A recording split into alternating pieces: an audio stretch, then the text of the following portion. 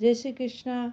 आज हम दशा माता के 10 दिनों में कहने वाली दशा माता की कथा सुनेंगे। एक गांव में सास ने अपनी बहू से कहा कि जाओ आग लाकर भोजन बनाओ, बड़ी भूख लगी है। बहू आग लेने गई। उस दिन गांव भर में घर पर दशा रानी की पूजा थी, इस कारण किसी ने उसको आग नहीं दी। वह खाली हाथ लौट आई।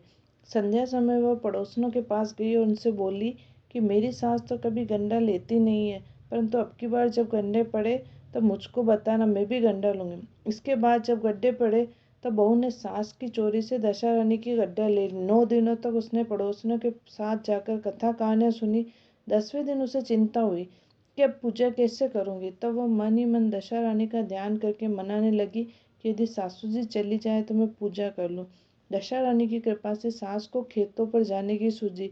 उसने बहू से कहा कि मेरा भोजन बनाकर तैयार करना, तब तक मैं खेत खलिहान तक होकर आती हूँ। यदि मुझे देर हो तो मुझे खेत पर ही खाना दे जाना। बहू तो यही चाहती थी। उसने कहा कि आप निश्चित रहिए। जो ही सासू जी ने पीठ फेरी त्यों ही बहू ने स्नान करके विधि पूर्वक दशा रानी की पूजा की। उसके बाद वह पूजा की सामग्री मिट्टी के गोले में रखकर उससे भेंट कर पधारने के लिए ले जा ही रही थी कि सासू जी आ गई।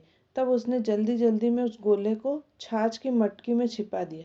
सास ने आते ही बहू से पूछा कि तू मेरे खाने को क्यों नहीं लेके आई। उसने जवाब दिया, आज मैंने सिर से नहाया, इस कारण रसोई करने में देर हो गई।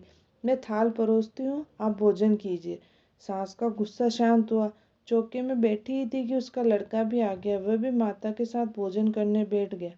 सास भोजन करके उठना ही चाहती थी कि लड़का बोला, मुझे तो छाछ चाहिए। सास ने बहू से कहा, उठ छाछ दे दो। उसने कहा, मैं रसोई के भीतर हूँ, आप ही दे दो।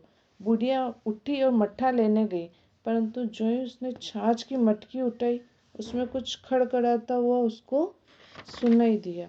उसने हाथ डोला तो एक बड़ा सोने का गोला था। सास ने आश्चर्य में बहू से पूछा, अरे इसमें क्या है, इसका भेद बता, नहीं तो आज तेरी खबर लेती हूँ। वह बोली, मैं क्या जानूँ, मेरी दशा रानी जाने। मैंने चोरी से दशा रानी का गट्टा लिया था और चोरी से पूजा की थी। आप आ गई इसलिए मैं गंडा जलाशय में पधारने नहीं जा सकी। दशा रानी ने उसे सोने का कर दिया तो मैं क्या करूं।